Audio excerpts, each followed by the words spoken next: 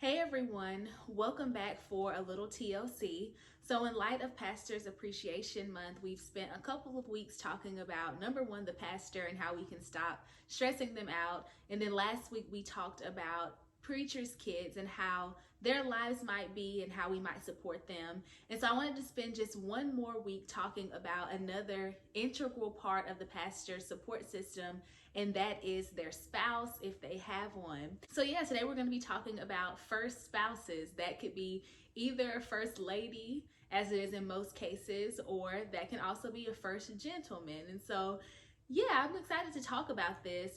Rather than reinventing the wheel, I want y'all to watch a snippet of one of my sermons that I had from a couple of months ago. I had the pleasure of speaking at a First Lady Appreciation Day, and the Lord gave me some interesting material and sort of convicted me a little bit with respect to how I view first ladies or first gentlemen. And so I want y'all to watch this, and I can't wait to see what you all think about this message or part of the message that I gave for a First Lady Appreciation Day. Can't wait to hear what y'all think.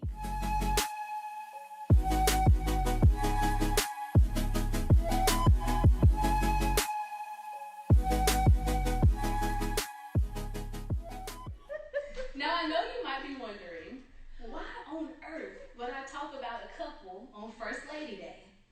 I'm supposed to be talking about the First Lady, right? Well, as the veteran preachers say, I'm glad you asked. Come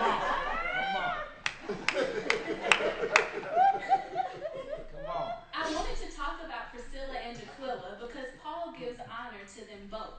Yeah. But I want you to notice that Priscilla is not honored because she is the wife of Aquila. Priscilla is honored because of the outstanding work she is doing for the kingdom. And that's what I really want us to focus on today. We are here today to celebrate a woman who I believe deserves to be celebrated. But instead of focusing on her as the first lady of this church, I want to honor her because she is a co-worker for Christ. Well, I don't know if y'all know this. Amen. I'll let y'all in on a little secret. But there is no mention of a first lady, or for folks like my father, a first gentleman in the Bible.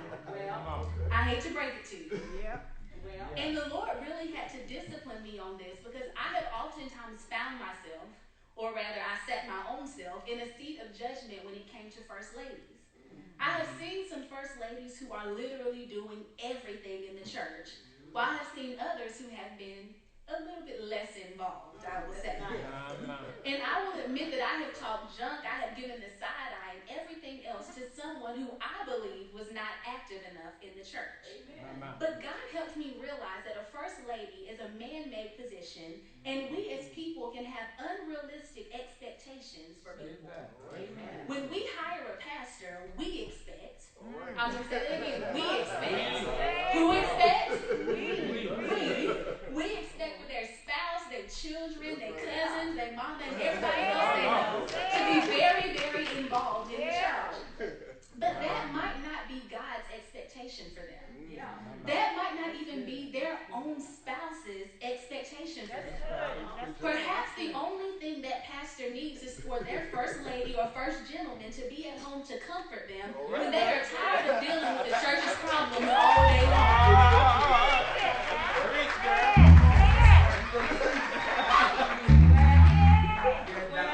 After all, in 1 Corinthians chapter 7, Paul tells us that a married man and woman have to be concerned about how to please God and how they can also please their spouses. The church folks are not in the list of people they need to be concerned with. It's literally God and their spouse. God and their spouse. Y'all, I really, really want you to be free because this freed me. First lady is not a God-ordained position. It's a man-made one. Even if your first lady or first gentleman does nothing for your church, if they don't even step one big toe inside the church, guess what they are? Still your first lady or first gentleman. Because when you hired their spouse and when you put that first blank title on them, that's what you made them. Yeah. All right. Come on. But that's it. So I was like, okay, God, I got First spouses, and that's what I'll call them to be gender encompassing, they don't have to be worried about my expectations. They should be concerned about pleasing you, God, and pleasing their spouse. Amen. But what about the ones who really do the absolute most? Is that because that's what their spouse wants them to do?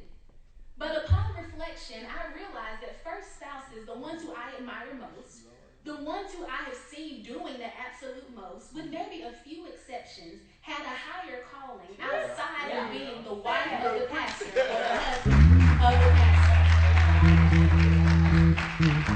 God had literally called these super spouses, what I'm going to call them, to do greater works. Yeah. The super spouses I have admired most are also reverends or ministers or deacons, or they hold another office. To me, that means that these folks are not doing all this work because they are married to the pastor. Come on. And I'm going to tell you now, marriage or trying to appease certain people should never be the reason why you're doing something. Because that's not sustainable. The people I admire most are doing this work because they are my co-workers for Christ. And they are being obedient to what God has called them to do. And because they are co-workers for Christ, it's Christ who gets to decide whether or not they are working enough. Not me. Not you. Not us. If I get in trouble, we'll move right on along.